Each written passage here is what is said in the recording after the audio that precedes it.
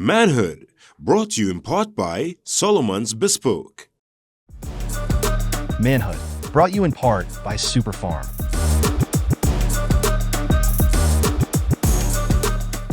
Welcome to another episode of Manhood, where we always aim to be better as brothers. And yes, I'm always going to say it, we're not speaking on behalf of all men, or maybe we are. You know, by now, by now, you know, we've been enough episodes into manhood, and maybe we are speaking on behalf of all men in certain topics, because we've had so many brothers pass through, and had so many discussions, and we read so much about it, listen to so many podcasts, that certain things are just what men want and who men are. So, but you know, for the sake of that clause, the views and expressions and all of that. You know, we're not speaking on behalf of all men. We are a few men speaking to all men, to all women, to anyone that's willing to listen and make a change in their life for the positive, because that's what we're certainly aiming to do. And one of the topics today is just as important as any other topic that we've discussed, which is simply small steps to success. You know, the success that you see a lot of times was not easy. There's a hustle, there's a determination, there's a resilience, there's a stick-with-itness, there's a I never say die type attitude. And all we see sometimes is the glory, but we don't see the grind that it takes to get to that glory. So joining me today, Johanse IODK, Behavior Change Consultant in the yellow jacket. To his right, mustard, well, there you go. To his right, Nicholas Huggins, creative, designer, so many hats. I mean, we'll certainly get into the accolades of this gentleman. Really happy that you're joining us here today, Nick. And to his right, the one and only, my brother, Etienne Charles, musician. So, I mean, I can't even begin to call the awards. We'd run out of space at the bottom of the CG bar. So, but I'm just really happy to have you here. You know, thanks for joining us. So we're getting into small steps to success. You know, Etienne, Nick, you know, people see what you guys have done and just think, oh, it came easy. They probably had a gold spoon in their mouth. They're lucky. All of these things that you hear and don't understand it. No, even if you get a break or you get an opportunity in certain spaces, there's an element of grind and determination and knowing, you know, seeing that destination that now has you where you are here today. Right, and I think is a privilege to actually be. Every time we do Manhood and we have a different guest, is a real privilege to be among great men, right? And I say great men because once you stick to something and accomplish it, to me, you're great. That is the beginning of greatness. Because going to the gym for 8 hours, you wouldn't leave buff and strong. But going to the gym 1 hour every day, for whatever period of time is what will give you the success. Mm-hmm. So where these men are, and we're always trying to define what is masculinity. And I think one sign of masculinity is consistency. So Nicholas, tell me about your consistency. Yeah, I mean, I would say, at least for me, I look at other creatives, I look at other designers, other artists, and I wouldn't say I'm by any means the best, right? Okay. But I would say the way that I try to differentiate myself is through consistency. Right, so whether that is, I have a goal every day, make something. It doesn't matter what it is, just make something every day. And every now and then, I'll do these challenges to myself. Like right now, in the middle of a 100-day drawing challenge, right? And it really is just that is just an act of consistency. Like I'm not trying to draw something great every day. I'm just trying to draw every day. Right. And through that process and through that consistency and showing up every day and doing that, I know that by day 100, I will be better than I was at day 1. Yeah, and it's great just doing that. And you know, someone said that, you know, if you spend just 18 minutes a day doing something, by the end of the year, you're better than 95% of the people in the world. Now, I just want a presence. You know, a lot of people who may be looking on, they may know who you gentlemen are, but there's specific things that I feel proud of. You know, one, Nick, you know, that Google. The Google design with the steel pan. I mean that really put us on the map. I mean that was a huge thing. I mean I know one of your proud moments and it looks really cool is doing a lot of Kess's designs and giving him that look and feel that he enjoys now in a lot of his, you know, videos on artwork, etc. But that Google moment must have been you know, definitely. And I mean Etienne shared that moment with me as well. He was one of the musicians on the Google Doodle as well. And yeah, for sure, like I speak for myself, but I know Etienne probably feels the same way in that morning that came out, it was crazy, you know. It was really a moment where I feel like the entire nation saw something, and the entire nation, but also the entire world, right? That was on Google globally, you know. So it was really a career-defining moment for myself, and it was really something that I could stand on and be super proud of, you know. We say the words all the time, you know, you're looking for something or looking for some information, you know, Google it. And then on that day, when you're Googling it, that's what you saw, a representation of our instrument, you know, the pan. And Etienne, you know, you're making so many groundbreaking moves. You know, you're also being, you know, represented or awarded from Answer McCall this year. You have so many other accolades. And the one that stands out even more recent than you know, now that we're in this sort of carnival atmosphere, Tiny Desk, you know, that. Yeah, it's crazy.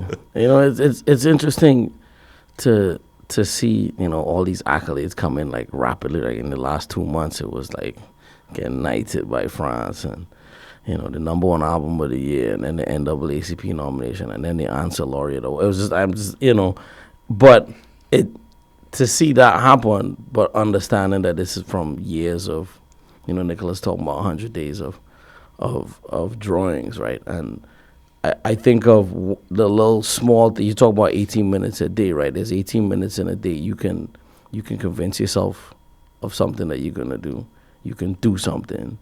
You can evaluate something, which a lot of people don't take the time to do. You know, for me, a lot of times I have to take the time to evaluate. So I record a lot of what I do, and then most of the time is actually spent listening back and figuring out, okay, like how can this, like what's the vibe to make this a little bit better. So I think, you know, having time, you know, because we all are very busy, and for me the most important thing, the two most important things are taking time to reflect and relax, and taking time to evaluate. Because between those two things, you can really figure out what steps you want to take next.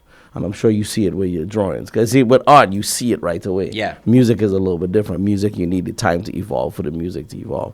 So that's one of the differences between So practices. when you say you record, like into you is it that you plan your day, you set it out, or is it a reflection? It's like a journal. Like what is that? How can that benefit maybe some people that are listening on, like to, you know, to help them in their process? You could do it in many ways. I mean, you could do old school and write things down. I'm very disorganized, right? I'm very disorganized, but I'm very organized because the key to my disorganization is being disorganized in one place. Right. So every day, so a lot of times I'll record voice notes on my phone. Right. So if I go to my phone, it's probably 2,000 voice notes. Every idea I get musically goes right into my phone. I listen back, and then when I'm driving or something, I will record voice notes of what to do next with it. But it's like G minor vibe, get faster, C minor, write something for the saxophone, you know, things like that. And then when I get back to the piano or wherever, then I know exactly what, because then you're no longer exploring, right? The exploration part has already been done, and then, you know, the thing with art is the same way. With music, you have to let the music tell you what comes next. Yeah, Right. I mean, even with me, within my, like, creating illustrations or whatever the case is, right? When I'm creating illustration, I'm really working on something, and I might just, as you say, like, you have an idea, you just jot that down. Like, I don't really do a lot of voice notes, but every year I have a note on my phone that will say like 20 to 24 ideas or 20 to 25 ideas. And right now, we in February, my 2025 ideas list is long, right? And when I'm looking to start doing something, I just go into there and I just scroll through and I'm like, okay, cool. This hits me in this moment or whatever the case is. And then you might get that idea in January and then you get other inputs throughout the course of the year and you may not be able to actually execute on that until November, you know, because you are constantly filtering different things that could then help you create something that was maybe just a small idea in January, you know what I mean? Right. So where does just to go into a bit of the background so that we have an understanding of, you know, we talk about the topic being today, small before you steps. go back, let me just I say based on what you say before I lose the point.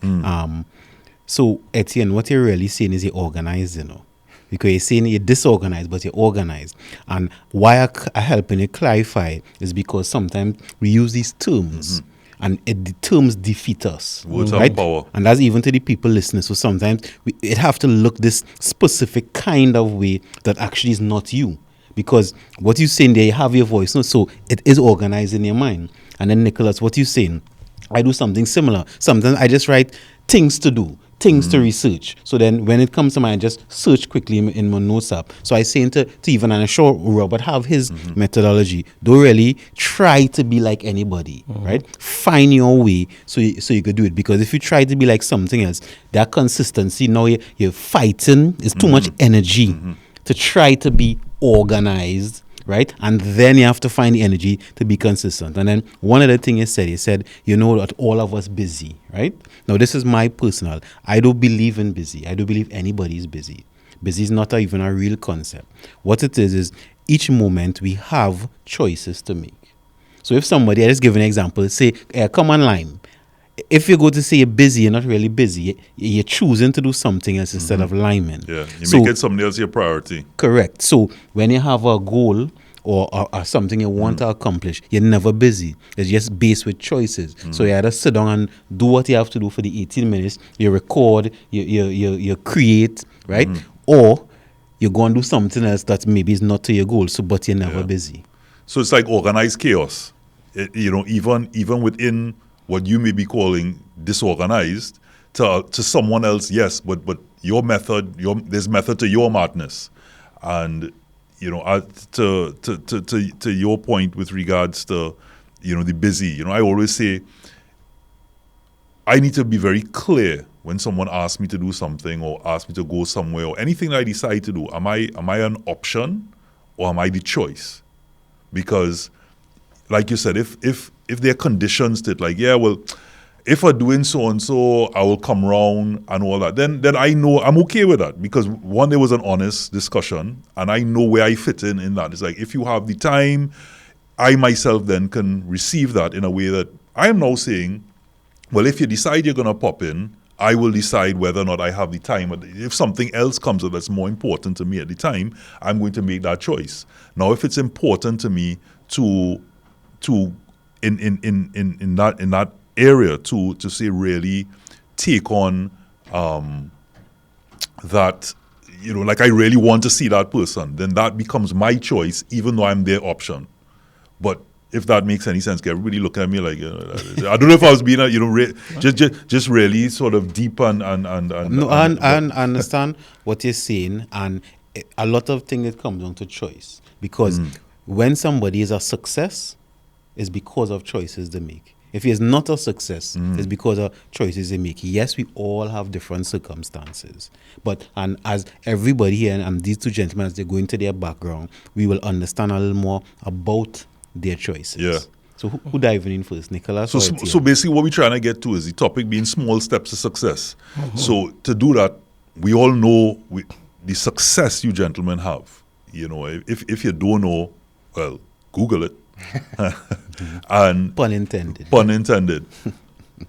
But again, we talk about these small steps today. Now I know both of you, so I mean, again, it's kind of organic to kind of know where you came from and what struggles you have. But again, in manhood, we're trying to relate to other persons. I don't know them, so correct. Let me to understand where, I mean, how it all started and the struggle. It wasn't easy. Now we seeing my boy here, nice hat, glasses, award winner, tiny desk performer. So small steps, because part of my thing is like, it's the same way you say busy is a word. To me, success is a word as well, and it's a word I kind of ignore, because for me the journey never ends, and it's a constant grind. It's a constant, But I think of the people who inspire me and what they do daily, that I took from them. So one of my mentors and dear friends is a great trumpet player named Sean Jones. He's an incredible musician. He's the director of jazz studies at the Peabody Conservatory, which is the oldest conservatory in the United States. And he says, make your bed in the morning every day. Because at the end of the day, if nothing else went right, you know you did that. Right. Right? And that's at least one win for the day. Right? Yeah. So that's one. Another, I try to do some sort of movement every day with my body, whether it's push-ups, jumping jacks, jump rope. And a lot of times I have a bike right next to my bed. And so there's a choice every day, right? So I get on that bike, and the coach on the bike, his name is Alex Toussaint. And he says every day you are given an opportunity and a choice, right? And I add to that is that success, the formula for me for success is when preparation meets opportunity. So if I do a small step every day to make sure I'm prepared, whether it's practice and whatever it is, whether it's a concerto or a piece or writing a certain amount of music to be able to write quickly, because both of us get called for things that are last minute, like, can you do this for next week, or can you do this for 2 weeks from now? And there's a skill involved in being able to execute these things quickly. So to be able to get that going, I have to do a little bit of it every day. It's kind of like being an athlete. And those simple tasks daily for me are why I'm able to crank out large works that end up getting things like awards and whatnot. But Where did it start? Like, you didn't know. Again, it's Okay. in these shows, it's always a bit different when you know the people. Yeah. It's like, because you wanna let the audience know, like, where it all started. You didn't always know that this is where you'd be. Right. So in music, for me, a big part of my practice, which is what I try to impart to my students as well, is a 3-step method: imitate, assimilate, and then innovate. And I do that over and over again. So the first step is to find something I like and then copy it verbatim. Like, literally sit down with the recording and write out every single note that's played. I did that for years with old calypsos, Lord Kitchener, Spark. So I know all the horn lines, everything. I could show you all of my notes for, like, what the trumpet played, what the second saxophone played, etc. And then you assimilate, you work it into your own practice, so that then it's at your fingertips when you need it. And then the last part is to innovate. Okay, well, Fitzroy Coleman did this here, so let's change the key, let's speed this up, and we do it here. Or Rupert Nurse did this here, or Vaso de Freitas did this here, and I could go down a long list of people, because when you do that practice of imitating, immediately you're also learning the history, because you want to know who did this or who did that, right? So I'm sure you've checked out Alf Cordalo sketches, or Carlisle Chan. You could go down the list of people that we so naturally, in small steps, you end up studying a lot more than just a craft. And then, so now I can do these whole concerts where it's like every single road march from whenever, and it's because of, since 2004, 2005 was when I really started digging into studying calypsos, really. So you always knew you wanted to be. I'm gonna dig deep. I try to get what I know. Like, I was going to ask, why even chose that instrument? So I didn't choose the trumpet. That's the irony of it. So my uncle is a saxophone player, and he heard me play the recorder when I was in primary school. He lives in Canada, and he said, I'm going to send you a saxophone. And I was all excited because, Sesame Street, and you watching the owl hoot, and he playing the saxophone. I wanted to be Hoot. And so then next thing, a trumpet came, because he got the trumpet was cheaper in the pawn shop or the used instrument store. So he sent the trumpet, and then I just started learning. I mean, this is a different time. This is before cell phones, this is before social media, this is before cable TV. So the reason I wanted that particular story to come out is because, most times we associate the recorder, when somebody gets a recorder and they're blowing it, as bloody annoying. You just hear this recorder blowing, tweet, tweet, tweet. And, here's living proof, of a success story as a result That of. started with the recorder. That started with the recorder. Yeah. I'm 100% that, for sure.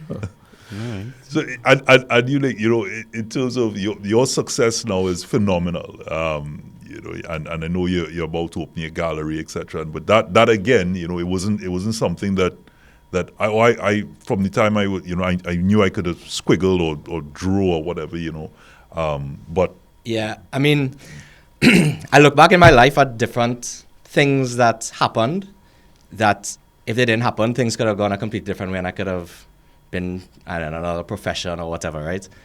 One of those things was in my primary school, which is Bishop's Junior School, where this gentleman also attended, granted a good few years before me. I went to Bishop's Junior School, and every year they had an art competition. And in the art competition, it was like you had to draw a carnival character. And every year I took part and never won. One year I came third, I was real happy about it. But I just stuck with it. And then the art teacher at the time, one year, I think it must have been my last year in the school, gave me a big prize in front of the whole assembly because every year I was taking part in this art competition. Probably once again, back to consistency, probably the most consistent enterer in this competition, right? Even though I didn't really came third one year and whatever. So you get participation. Yeah, and getting called up in that assembly, and they gave me a little prize. It was like a calligraphy set and a paint set. I was like over the moon, right? But I always loved art. I always loved drawing. My dad used to bring home old calendars, and I used to flip it over and just do drawings on paper, right? Like literally just drawing as much as I can, even as a child, right? Then I went to St. Mary's College, and when I was at St. Mary's College, I had an art teacher named Mr. Rez, and he was my art teacher from Form 1 to Upper 6, right? And throughout that whole thing, once again, I wasn't necessarily the best artist in the class, but any project, I used to run this man down to give me something to do, right? Because people, as you know, probably like Form 1 to Form 3 in art class, I kind of taken it as a easy period or whatever the case is. Man, I was in that art room and I was like, give me something to do, challenge me. And he definitely challenged me all the way up to Upper 6. And then I remember when I was maybe in Form 4, my dad, who works in insurance, he always used to kind of ingrain into myself and my sister, like, open a business, because the people that he was dealing with in his insurance dealings, he was like, the people who do the best are the people who have businesses. So he always wanted me to, he always used to tell us, like, try to do what you love, but find a way to make a business out of it. And be an entrepreneur. Yeah, and I was probably about 13 or 14 years old. And he had a client actually who was an animator, and he had a studio in Belmont, and he took me there, and I kind of sat down and I was like, wow, these people just like create art all day at work. And I didn't really understand that concept. I thought at that time, probably if you're an artist, you'd be a painter and you just make paintings and have a gallery. So I didn't realize that this was something you could actually make a living and go to work, and actually like you could go to work and be a creative person, you know. So that moment I remember vividly was like something that kind of shifted my perception of what I could do. And then ultimately after Form 6, choosing what university to go to and what to study, my art teacher told my dad, he's like, you know, like art is an option, whatever. And I went to a school, and the tagline of the school is the University for Creative Careers. And to me, like, that alone is advertising enough to get me to come to your school, right? And so went abroad to university, and I thought, once again, I was like, I'm just going to do painting or illustration or something. Took a graphic design class, and just fell in love with graphic design. But what I liked about it is graphic design has a lot of rules. And whereas painting, yeah, you have your rules, but there's a lot of breaking rules as well. But graphic design is very strict in terms of you have to know color theory, you need to know typography, you need to know all these different things to create branding. And so I really fell in love with that. I love the order of graphic design. And so I ended up studying graphic design, and then came back home and kind of taught myself illustration. And I think more so now the illustration is kind of what people know me for in terms of like the Google Doodle, the public art and that kind of thing, you know. Okay. So one thing, gents, is we can certainly say that there's success outside of academics. There is certainly a living to be made, but you know, with that success, there's also, for all intents and purposes, a darker side. There are times when there is failure, and it's coming out of that failure that leads to success. So we take a short break, and when we come back, we delve more into that.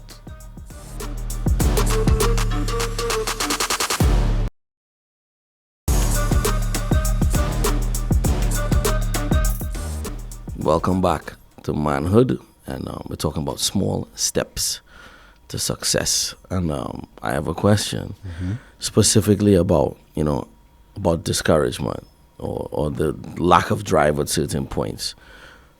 As a musician, as a creative, luckily for me, I have a high drive.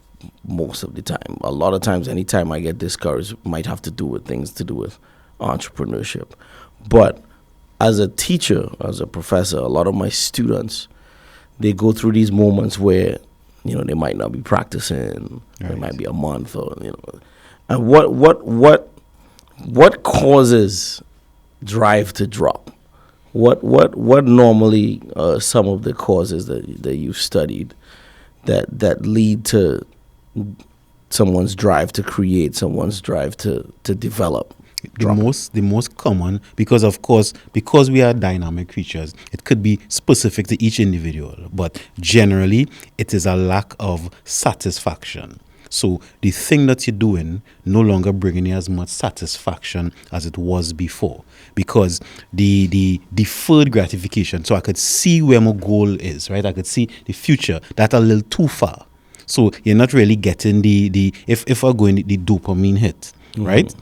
Because it's so far. So if you're not getting early wins, quick wins, sometimes you become demotivated. Even though let's say you love the instrument, you love creating. But today I created, but I didn't feel the satisfaction. I didn't get or some sort of reward from it, because as maybe the last two shows, I was explaining the reward system in your brain. Your brain doesn't give your body any energy to do something unless it could come up with a reward for that action. So if I know I'm supposed to practice something today, but there's no immediate reward, then it kind of like, why am I doing it? I know it have 10 years from now or 5 years from now what the practice could do, but right now there's no win, so I'm not really feeling to do it. Tell me your thoughts on that. So as you said that, I was just thinking, because literally every single time I write music, and I know, and I'm sure it happens to you too, that dopamine rush is a real thing. Mm-hmm. And for me, it's almost problematic, because I will lock off people, things that I'm supposed to be doing, just because you're just in the zone. Mm-hmm. And especially when you write in music, you're immediately hearing it back, and it's telling you what to do next. And it's almost like you're in this state of euphoria. Yeah, but it's not just euphoria. It's in all the zone. Yeah, but it's all these different people coming at you musically from things you've studied, and it's like you could do that. And so that rush makes me never get discouraged. Right. I have a very low level of discouragement ever, but Always? very, like, and when I always want to create, always. No, but like when you say, because there's that creative rush or that in the zone moment, right? Or that thing, that je ne sais quoi that drives you, right? There's also for most persons in life, everything's yin and yang, the alpha and omega. Right. So there's a crash, or there's, you know, where there's a hill, there's a valley. Right. So I'm asking that, is it that you can say that are you blessed that that's never or never in a big way that you can say that's impacted me in a particular way that I could say I was maybe even in a state of depression? So it's interesting. Creative, we have different ways of processing it. For me, I'll be brutally honest. When I focus on creating and getting the music done, there's no depression. When music gets out into the world and it's how it's received by people, and you see it among other albums, that's when people start looking at themselves like, well, you know. And so, you know, so I'll be brutally honest. When Creole Orchestra, my album that came out last year, which was #1 for the year, and, you know, we did a bunch of shows, and we got all kind of reviews, all kind of women. When it didn't get a Grammy nomination, I got depressed, because I was like, wow, because the Grammys are your peers. It's the voters who was only other musicians and creatives. So I was like, okay, so the people like it, but the musicians don't. But then I'm like, who do I make music for? So, but luckily, I immediately was able to snap out of that, because it was like, then we got the NAACP Image Award nomination. Then I got Knighted. Then I got the Answer Award. So it means that, oh, well, okay, so that's just one group. So, but to go back to the hills and the valleys, for me, and I'm sure I know Nicholas does this too, because we talk a lot. Is you have to set time for nothing. Yeah. So like vacations, or like you have to set time. Quincy Jones called it the time for the Holy Ghost. There are all these different people that you leave space for the magic, so all that, but you also have to set time for nothing. Yeah. So I went through periods of work where I would just be like, go, because you're feeling inspired, whatever. But then you're like, wow, I now will go through a 1 week period where I'm like, I don't feel to do a thing, right? Like literally, whether you call that burnout or whatever you want to call it, but what I've realized is that what Etienne just said, you find that space to do nothing, right? And for me, I try to find those moments rather than work super hard for 6 weeks straight and then crash for a week. Now I've gotten, within the last maybe 2 years, into a better rhythm whereby rather than waking up, boom, early and run into my computer desk to start work, I kind of ease myself into the day. I work, I take a little hour off in the afternoon. Is that married life? I guess it might be, because actually it coincides exactly. I got married 2 years ago, so maybe it is. But yeah, take a little break in the afternoon. I'll go outside and just take in some fresh air, look at the trees, maybe read, maybe sketch. Although I guess with me sketching might be work, but I enjoy sketching. For me, it's like journaling, right? It wouldn't be work. Yeah, sketching for me is like journaling. So I'll go outside, maybe sketch or whatever the case is. Go make sure I get my exercise in every afternoon. Like Etienne, I'm very kind of religious with my exercise, whether it's I just started playing pickleball or whether it's the gym. Yeah. Pickleball. Pickleball. Whether it's walking in savannah, you know, and a lot of times during this exercise or during this downtime, that's where you find ideas. Exactly. You know, because if you're just working, you're not given the ideas kind of in the ether, the chance to get absorbed into your brain. I'll give you the scientific explanation for that when you're finished. Yeah, it's like a tank, right? Yeah. And you need rain, but rain ain't falling every day. Yeah. But you draining the tank every day. You know, you have to let it. You know, for me, you have to have a time where, like, so there's certain parts of the year where I don't write any music, and I'm quite content with it, and I don't feel any pressure. Because that's part of your process. Because it's a part. There's a part when I'm taking in, and then there's a part when I am putting out. So you can't see the picture from inside the frame, you know, as most people say. You know, you can't Exactly. see the trees from inside the forest. And so in your case, and I take what you're saying, Johan, say when you said you sketch, because they say when you love what you do, you never work a day in your life. Correct. But what I'm trying to get to now, in your case, it seems that is it then that being a creative, because so many times you hear creatives, whether it be from the arts of acting or comedy or in music, and there's certain ways that people are digging deep into a part of their life, that whether they suffer from depression or a moment in their life, and that's why they can express, because what makes the stuff that is put out so great is the relatability of it. And I'm not saying that you went through a moment like that, but surely there must have been moments of, wow, I'm really going to do this. I'm going to take this step out here. Is this going to be my career? Is this going to be how I put food on the table? And even when you realize you can put food on the table, it's like you have to continuously put food on the table. So every time you put out a piece of art or you put out a piece of work, you're now subject to scrutiny.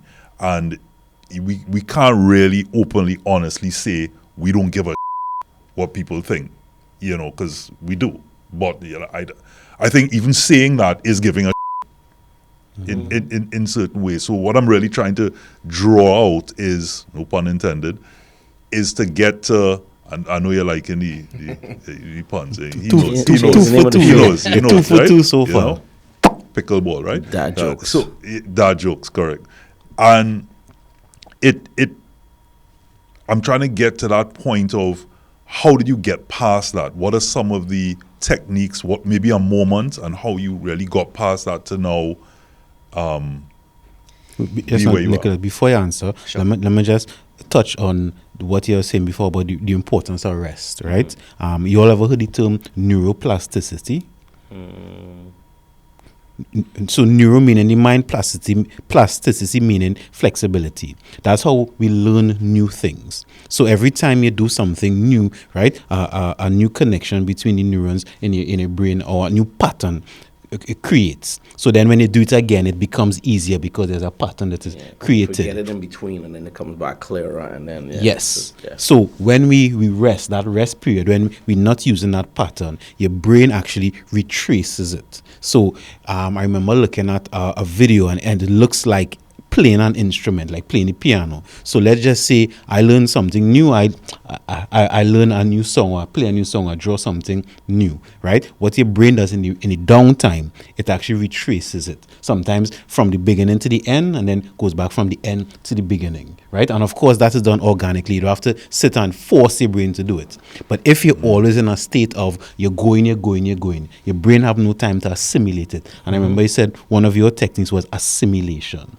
And that rest to allow the plasticity to now become more permanent. Sometimes could be 10 minutes, Sometimes you could just, all right, I finished do this, let me take it down. Or sometimes you may need a week. Which is why people often say they get their best ideas in the shower, because it's like downtime. It's forced downtime. Yeah, forced, correct. Yeah. But I guess what we're talking about as well is basically like intentional downtime.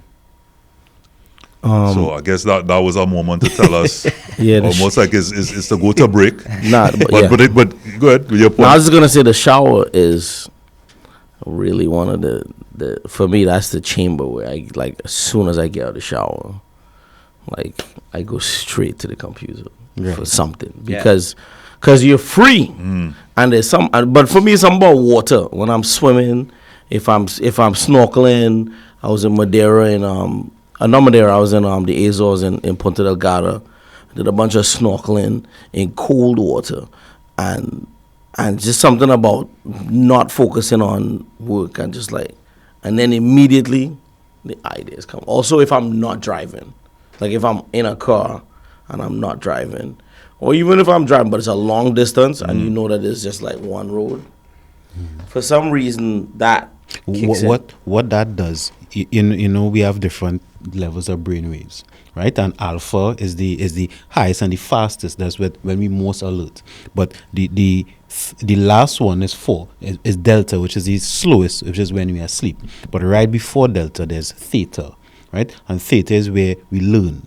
Theta is where we assimilate. So theta is where sometimes when you're in the zone, sometimes, and so when you sit when you're in the shower, right, you're most active. You're just kind of relaxing, but you're not really asleep either. So your brain is in theta wave, and theta is where we learn. So I helping you understand to the importance of what we're doing, because sometimes even just going in the toilet, right? In the toilet you get some ideas too, because in that moment you're not in alpha.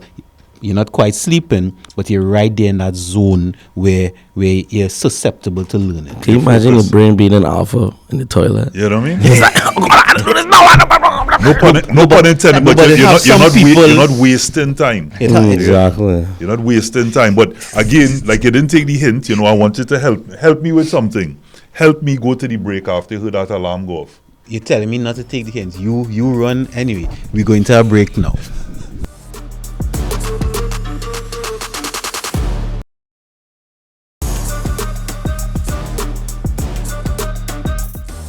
Welcome back to Manhood. The topic we're talking about today is small steps to success. Robbie was asking me during the break, basically, like, during periods in your life where you maybe feel unsure about yourself, how do you get out of that, right? So I'll give 2 stories, right? The first story is I basically came back home from university. I was working as an in-house graphic designer for a year. It was pretty standard stuff. Then I... Just pause there. Sure. One of the best universities in the world for what he does. Just putting that out there. Go ahead. So when I was working there for a year, and then I saw on Facebook like this great opportunity come up for a senior art director at McCann. I was like, cool, that sounds like something that I'm not qualified for, but I'm still going to apply and just trying a thing, right? Went, did 2 interviews, ended up getting a job.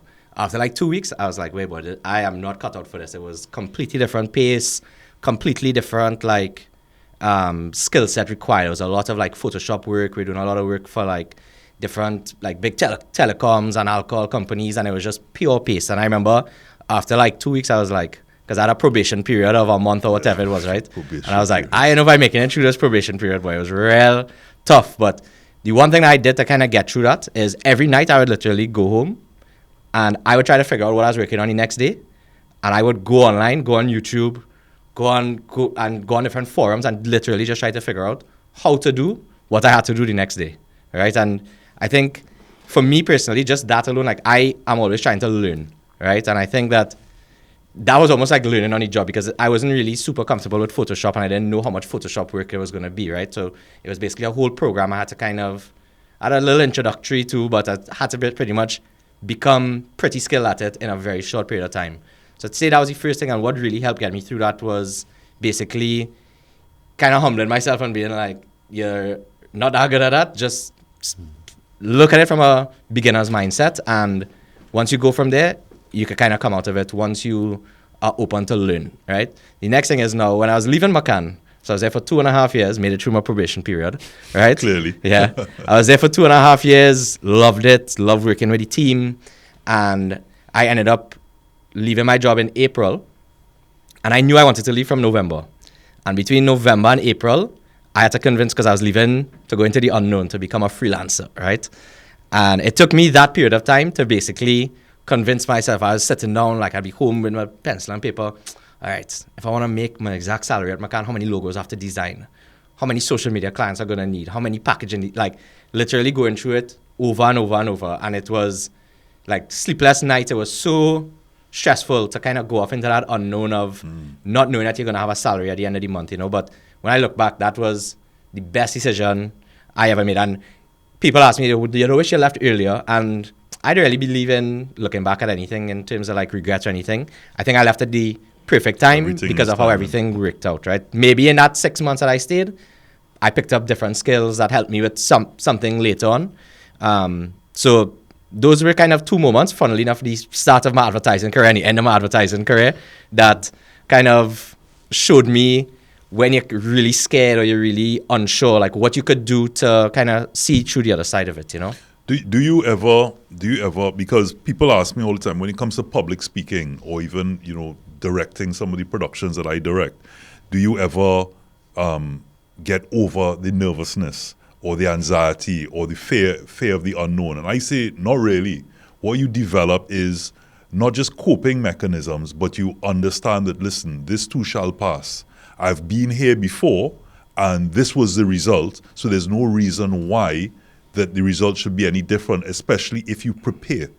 Preparation is huge, and the knowledge of what you're going to do sets you apart, because if I go up and I'm unprepared, then I open myself up to all of this anxiety, and the anxiety comes because I know that I'm not sure what somebody may ask or what I'm delivering or what my purpose is. But in that preparation there, that there's nothing that can really happen.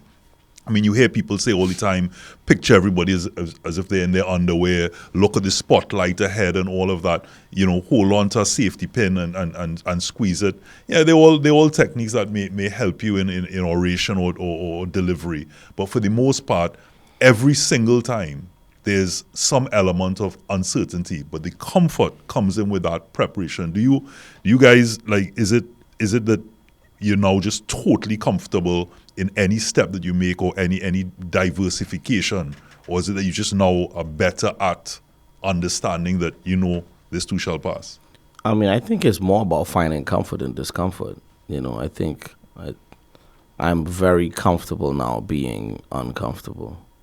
So I am accustomed to living in the unknown state of not knowing what's going to happen next. For me, that, because that part of being a musician is you know, you can practice two ways. You have musicians who practice what they know, and you have musicians who practice what they don't know, and you have musicians who do both. Now, if you're playing something you know you're not practicing, if you're playing something you know you're revising, right? And the doubt and of not being able to do something, for me, is the place where I thrive the most, because that's when I'm learning the most, and then when I get back to what I know, it's even more solid. So I've gotten accustomed to the discomfort to the point where it causes a level of comfort, because you know what the next step is when you're in this zone. It's like, okay, I know that if I continue to do this, and I think we as a society, and I say we as, especially as men, right? Because this is about manhood, right? There's so much about in traditional manhood constructs where control is such a necessity for, right, the traditional Caribbean man. Control is key, right? But when you think in leadership, like, you get maximum control by letting go. What So you you're mentioned- saying there, what you're saying there's resilience, right? If you're comfortable in discomfort, once you practice it, you become resilient. So any uncomfortable situation, even if it's not in the same realm, your brain already accustomed, I know how to deal with it, and you could remember. Because remember, I spoke about the reward system. I remember the last 10 times I was uncomfortable, it had a positive result at the end. So this time, I've given you the energy to go forward and do it. You mentioned something, I always like these little nuggets when people say, like the word fashionably unimpressed, and you hear, mental gymnastics, as JW said up to one of the other shows, and you said something there just now about if you're practicing, then it's something that if you know it already, then you're practicing. So if you know it already, you're revising, you're not practicing. And that was a real key moment. But you also said, when you mentioned about manhood, that Caribbean men about control. Like, what's your understanding of that? I just want to touch on that. I mean, it's just, I went to all boys school. We both went to all boys. I'm not sure where Johannes went to school, but we come up in these systems in school where people control us. You have to wear black shoes with black socks, right?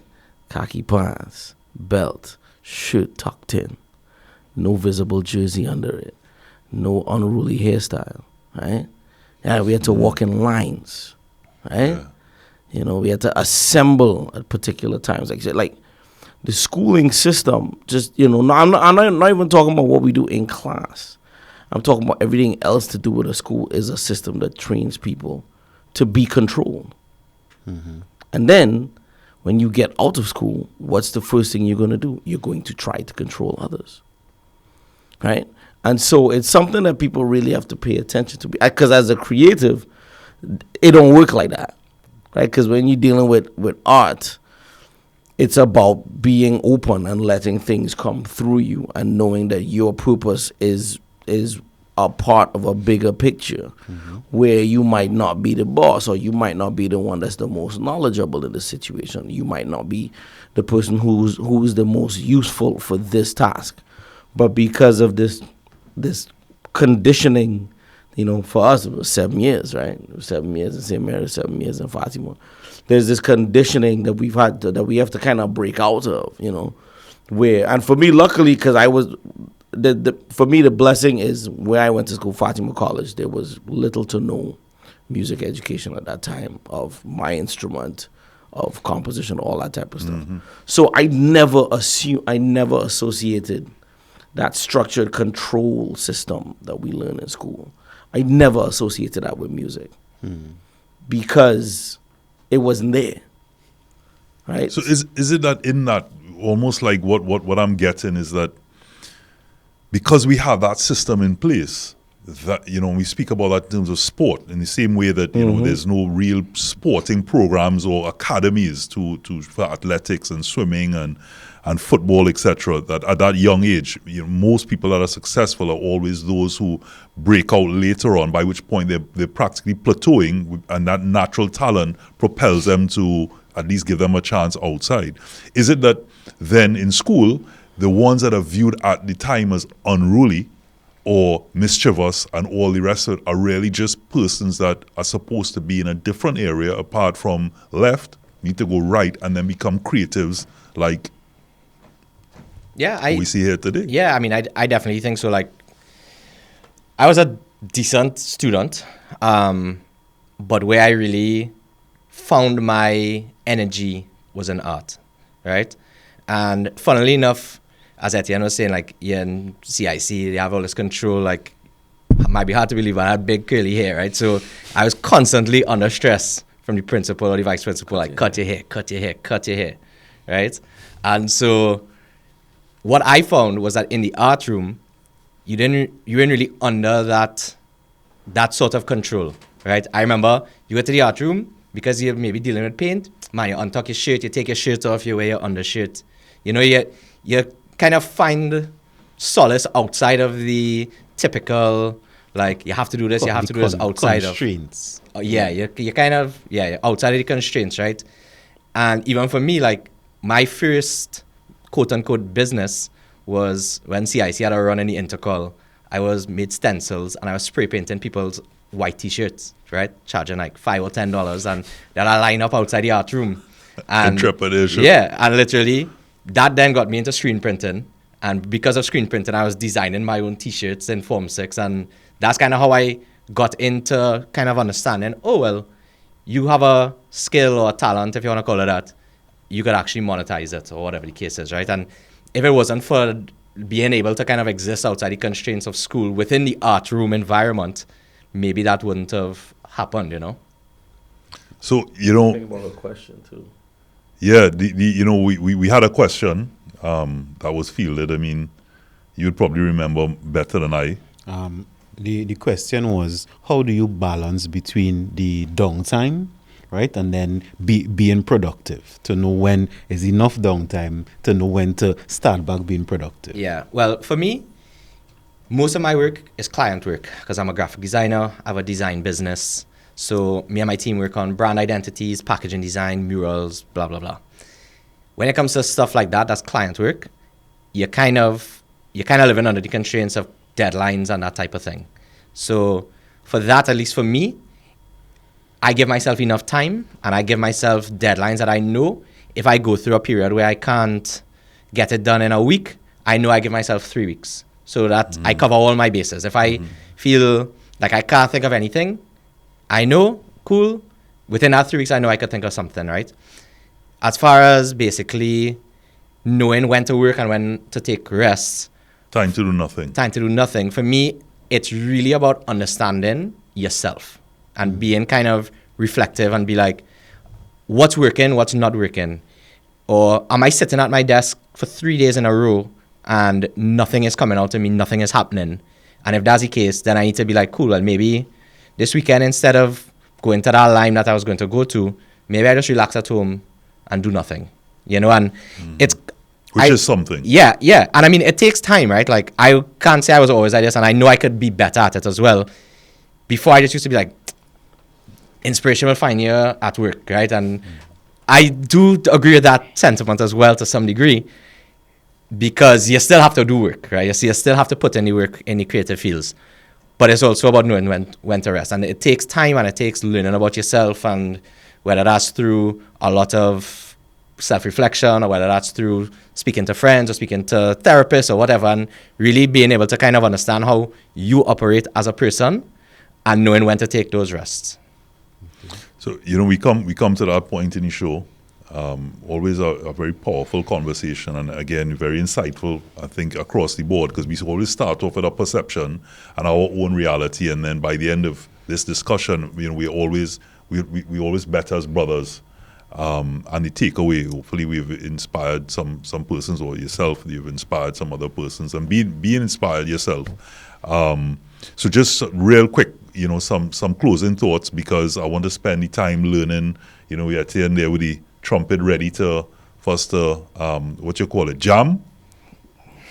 Group session. Yeah, group session. I mean, I don't have a musical bone in my body. Group therapy. Music is therapy. But it is therapy. So just real quick round the table.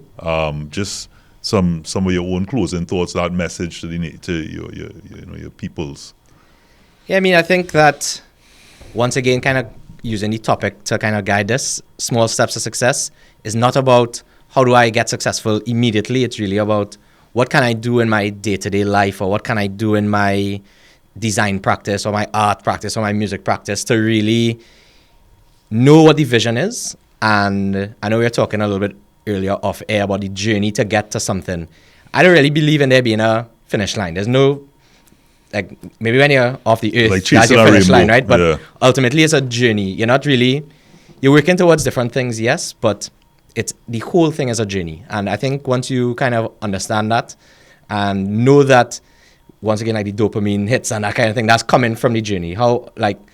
That's how I kind of look at it. I don't look at it like this is where I want to get to, because the goalposts of success are always moving, right? So it's just about how do I take these steps to be better every day. That's kind of how I try to think about things. What I do, everything I do, is part of building a community. And I think we as men need to make sure that we work to build communities, whatever we're passionate about. Because you see the fruits of it. But I'll say two things. One, there's an old African saying, I travel to Africa a lot. There's an old African saying, you train a woman, you train a village. And so all of our skills, we have to make sure that we train everybody, but with training women, you train this village, right? The next thing I'll say is something that my mentor said. He said, community is the calling. Love is the calling card. And balance is the destination. And that balance is what we're talking about here. It's the small steps that cause a big outcome, right? It's the balance between work and life, hustle, flow, relax.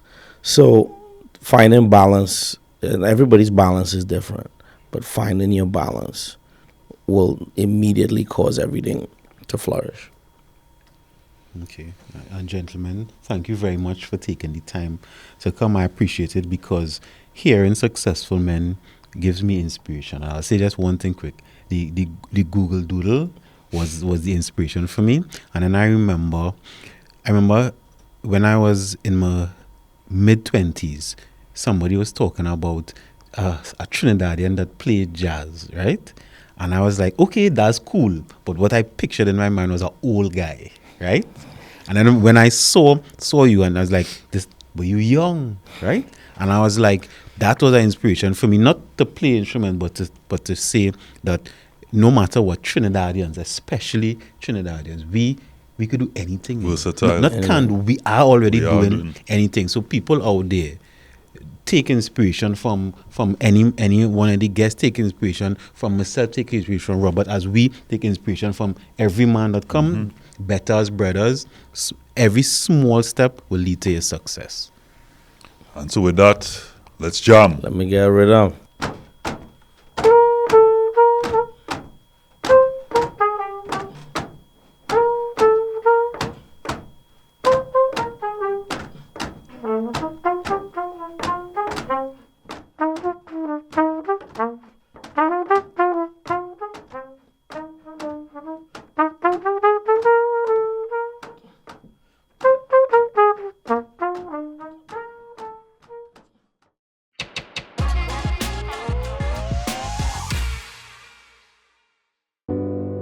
You make me feel okay, yeah, yeah, yeah, yeah. Okay, yeah, yeah. Okay, yeah, yeah, yeah. You make me feel okay, yeah, yeah, yeah, yeah. Okay, yeah, yeah, yeah. You one of a kind. You one of a kind. Make sure there's nobody else like you. I'm loving your style. So me loving your smile. God knows that you are my type. Me can't see it in your eyes that if me give you loving tonight, we go and bring forth a beautiful child. So let's get to the point and make me give you things where you like. Me and you together for life. Angel in my eyes. Every day you're full of surprises. Enough time you're still fit for the night. God bless you with sight and vision, so you're ready to fight and protect everything in our life. Me see you the first time and met like but I start stutter when me I deliver my first line. Not easy to find a love like yours. It's like it only come once in a me lifetime. We go phone a friend for you and use a lifeline. Cause you're 10 out of 10, you never touch a joke right. Never pretend when it come to show time. Love it when you're friend because you're never too shy. If me cash off you spend and make it you for you Dubai. Pay for your flight and take a trip to Dubai. Change my ways and turn me in a new guy. Me a aim for you straight and tell me hit the bullseye. Cause you one of a kind. You one of a kind. Make sure there's nobody else like you. And me loving your style. I said me loving your smile. God knows that you are my type. Me can't see it in your eyes that if me give you loving tonight, we go and bring forth a beautiful child. So let's get to the point and make me give you things where you like. Me and you together.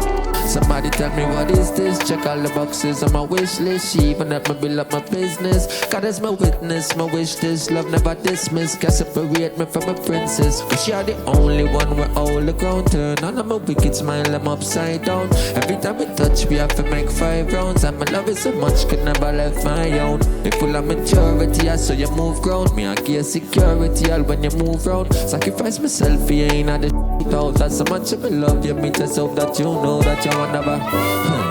You make me feel okay, yeah, yeah, yeah, yeah. Okay, yeah, yeah. Okay, yeah, yeah. You make me feel okay, yeah, yeah, yeah, yeah. Okay, yeah, yeah. You're one of a kind. Manhood, brought you in part by Superfarm. Manhood, brought to you in part by Solomon's Bespoke.